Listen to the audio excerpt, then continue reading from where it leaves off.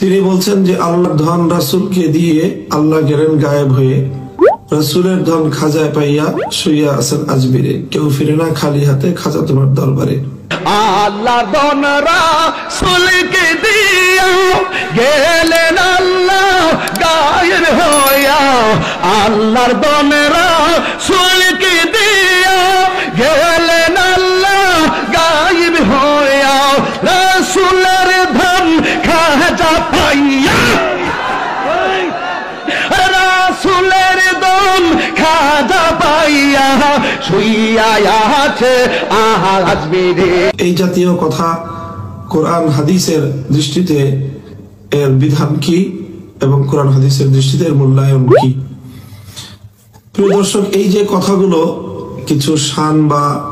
গানের নামে এই ধরনের কিছু কথা সমাজে প্রচলিত রয়েছে এবং সমাজে কিছু মানুষ এগুলো আলোচনা করে থাকে এবং অতি সম্প্রতি কেউ কেউ এই বিষয়টি আলোচনা করে আবার নতুন করে এটিকে মানুষের মধ্যে ব্যাপক আলোচিত বিষয় হিসেবে এটিকে সামনে নিয়ে এসেছে। এখানে যেই সুনির্দিষ্ট যেই কথাগুলো উল্লেখ করা হয়েছে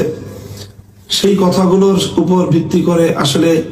কোনো ব্যক্তি সম্পর্কে অথবা এই কথাগুলো সম্পর্কে আমাদেরকে যদি শরীয়তের বিধান আলোচনা করতে হয় তাহলে শুধু কথার বাহ্যিক শব্দের উপর আলোচনা করাটাই এখানে যথেষ্ট নয়, বরং যে এই কথাগুলো লিখেছে এবং যে এই কথাগুলো বলছে গাইছে তার যে উদ্দেশ্য কি, তার নিয়ত কি এবং সে কি উদ্দেশ্যে এগুলো বলছে সেই উদ্দেশ্যের সাথেও এর ঘনিষ্ঠ সম্পৃক্ততা রয়েছে। যেমন আলোচ্য গানটির মধ্যে তিনটি কলি রয়েছে, আল্লাহর ধন রাসূলকে দিয়ে আল্লাহ গেলেন গায়েব হয়ে। স্বাভাবিকভাবেই আল্লাহ পাক রব্বুল আলামিন তো আলিমুল গায়েব। দ্বিতীয় যে বিষয়, রাসূলের ধন খাজা পাইয়া শুয়ে আছেন আজমিরে। রাসূলের ধন মুঈনুদ্দিন চিশতি রহমতুল্লাহ আলাইহি পেয়েছেন। এর স্বাভাবিক অর্থ আমরা এটা ধরতে পারি যে আল্লাহর পক্ষ থেকে রাসূল সাল্লাল্লাহু আলাইহি ওয়াসাল্লাম ওহী পেয়েছেন, আল্লাহর পক্ষ থেকে আসমানি ইলম এসেছে আল্লাহ রাসূলের নিকট এবং আরো অনেক সরাসরি ফয়ুজ এবং বারাকাত আল্লাহর পক্ষ থেকে আল্লাহর রাসূলের কাছে এসেছে। রাসূল সাল্লাল্লাহু আলাইহি ওয়াসাল্লাম থেকে সেটি পরম্পরায় সনদের মাধ্যমে উম্মতের আলেম সমাজ, উম্মতের মুহাদ্দিসিনগণ সেটিকে তারা গ্রহণ করেছেন এবং সেটি পর্যায়ক্রমে তাওয়ারুসের মাধ্যমে এবং ধারাবাহিকতার মাধ্যমে একজন থেকে আরেকজন শিক্ষা গ্রহণ করেছেন এবং নবীজির সেই পক্ষ থেকে উম্মতের জন্য রেখে যাওয়া আমানতগুলো পরবর্তী যুগের উম্মতের আলেমরাও তারা ধারণ করেছেন। কাজী রাসূলের ধন বলে যদি এখানে বোঝানো হয়ে থাকে রাসূল সাল্লাল্লাহু আলাইহি ওয়াসাল্লামের ওয়াহির ইলম, তো সেই ওয়াহির ইলম পরম্পরায় মানে পর্যায়ক্রমিক ভাবে মুঈনুদ্দিন চিশতি রহমতুল্লাহ আলাইহি পেয়েছেন, এটি তেমন কোনো আপত্তিকর কোনো কথা নয়।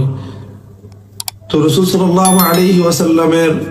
যে ফয়ুজ এবং বারাকাত, রাসূল সাল্লাল্লাহু আলাইহি ওয়াসাল্লামের যে উলুম মাআরিফ, রাসূল সাল্লাল্লাহু আলাইহি ওয়াসাল্লামের যে হাদিস এবং অন্যান্য যে বক্তব্য, সেগুলো অন্যান্য আলেমদের মতো তিনি মুঈনুদ্দিন চিশতি রহমতুল্লাহ আলাইহি পেয়েছেন, এটাতে সন্দেহ বা এটাতে আপত্তিকর তেমন কিছু আমি দেখছি না। তবে এই ধরনের কথার কারণেই একজন মানুষের তার নিয়ত এবং তার উদ্দেশ্য কি এই কথার দ্বারা সেটা পরিপূর্ণভাবে অবহিত না হয়ে শুধু তার কথার বাহ্যিক অর্থে তাকে মুশরিক আখ্যায়িত করাটা, এটিও ইসলামী শরীয়তের তাকফীরের উসুলে কাউকে কাফের বলার ক্ষেত্রে যে ইসলামের কঠোর নীতিমালা রয়েছে সেই নীতিমালার আলোকে এটি কোনোভাবেই এটি সামঞ্জস্যপূর্ণ হয় না। কাজী প্রিয় দর্শক, এই বিষয়ে আমাদের বক্তব্য আমরা ধর্মপ্রাণ মুসলমানদেরকে, বিশেষ করে বাংলাদেশের সকল মুসলমানদেরকে আমরা এই কথা স্পষ্টভাবে বলতে চাই, সেটি হলো কোন একজন আলেম বা যে কোনো একজন ব্যক্তি এই কথাগুলো বলেছেন, শুধু এই কথাটুকু বলার কারণেই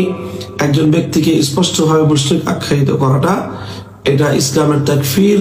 এবং কাউকে মুশরিক আখ্যায়িত করার যে মূলনীতি রয়েছে সেই মূলনীতির সাথে কিছুটা সংঘাতপূর্ণ হয়। এই বিষয়ে আমাদেরও তাড়াহুড়া না করে আরো বেশি সতর্কতা অবলম্বন করা চাই। ইসলামী শরীয়তের আলোকে কোনো ব্যক্তি যখন কোনো একটি কথা বলবে, সেই কথার যদি অনেক রকম মর্ম থাকার সম্ভাবনা থেকে থাকে আর সেই মর্মগুলোর মধ্যে কোনো একটি মর্মে যদি